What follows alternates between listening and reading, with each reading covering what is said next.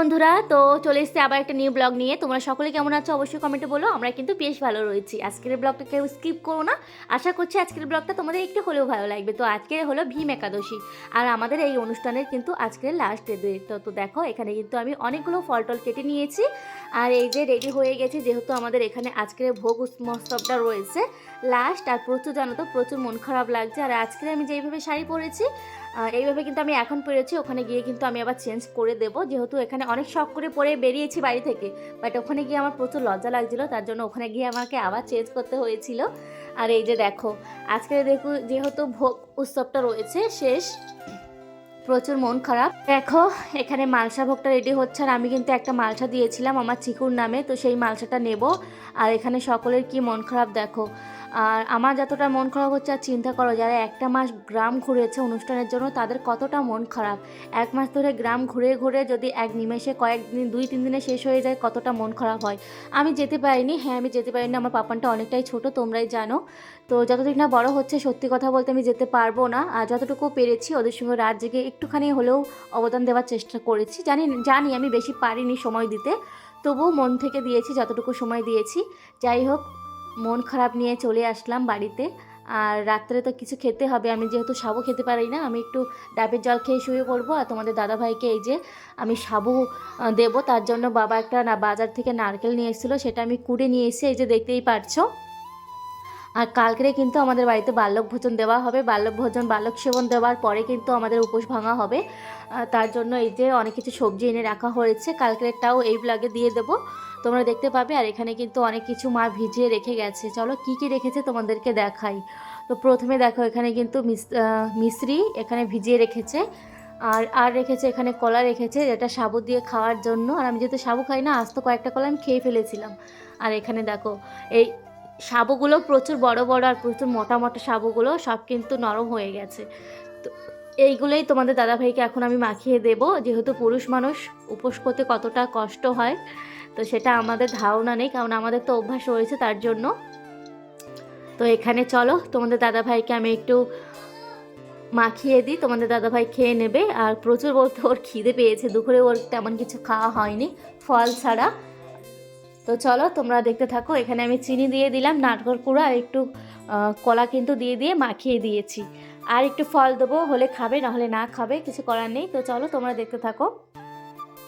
আর সব কিছু কিন্তু আমরা ঠাকুর ঘরে করছি, আমরা নিচে কিছু করছি না, যেহেতু ঠাকুর ঘরের উপরে অনেকটাই জায়গা রয়েছে, চেষ্টা করছি এর মধ্যে সব কিছু করার। আর কালকের যেই বাল্যক ভোজনটা দেবো, সব কিছুই কিন্তু ভেতরেই দেবো।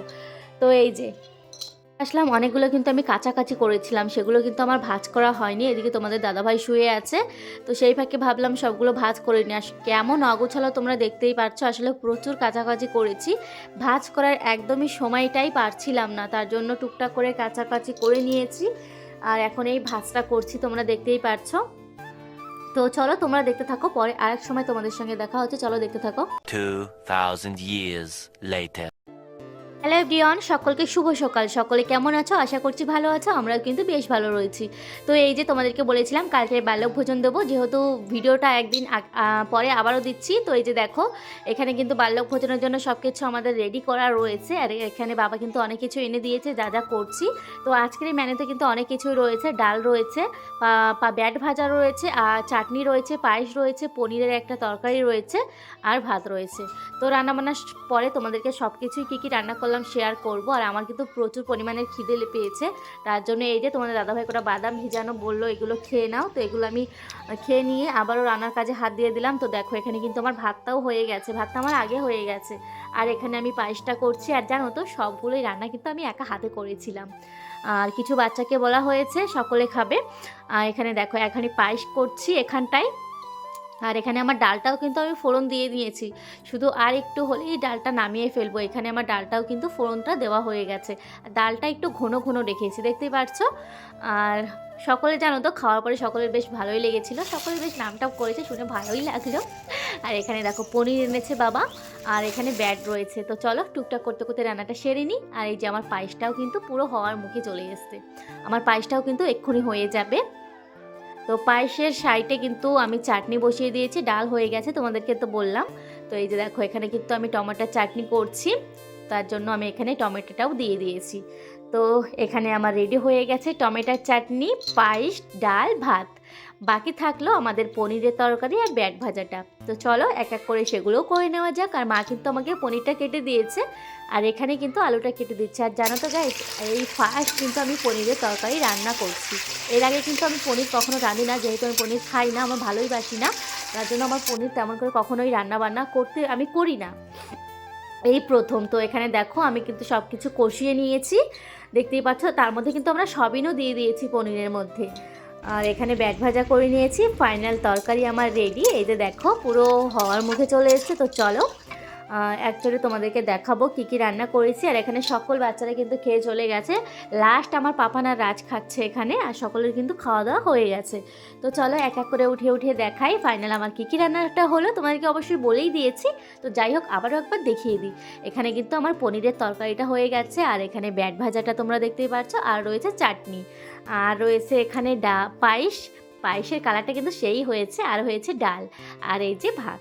তো আজকের মতো এতটুকু, দেখতেই পাচ্ছ। তো চলো বন্ধুরা, এখন একটু রেস্ট নেবো, আবারও তোমাদের সঙ্গে পরে দেখা হবে। চলো সকলকে টাটা।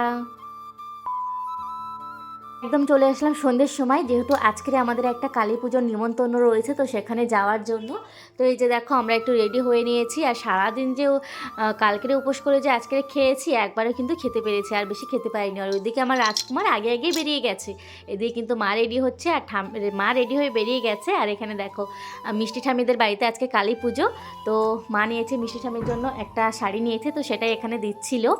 আর দেখো এখানে ডেকোরেটটা কিন্তু সেই সুন্দর হয়েছে গাইস। তো এখানে ফার্স্ট আমরা কফি খেতে চলে এসেছি, তো এখানে কফি দিচ্ছে, কফি খেয়ে নিয়ে এখানে দেখো মা চলে গেল ফল কাটার জন্য, মিষ্টি ঠামি নিয়ে গেছে, মা ওখানে ফল কাটছে, আর আমি আর পাপান বসে আছি। আর এর কাছে কেউ একজন না বসলে তো একে রাখাই অসম্ভব, তো আমি এর কাছে বসে আছি। আর এর তো মন খারাপ হয়ে গেছে, দেখো আমার কোলে শুয়ে শুয়ে ও ঠামিকে দেখছে, ঠামি কেন চলে গেল ফল কাটার জন্য, তার জন্য কিন্তু ওর প্রচুর পরিমাণে মন খারাপ। তো এই যে দেখো, আর মাতারাকে কিন্তু খুবই সুন্দর লাগছে। এখানে কিন্তু ঠাকুর মশাইও চলে এসেছেন গাইস, তাড়াতাড়ি চলে এসেছেন, পুজোটা তাড়াতাড়ি হয়ে যাবে। তো চলে আজকের মতন এতটুকু, চলে সকলকে গুড নাইট, खत्म। Bye bye, Tata.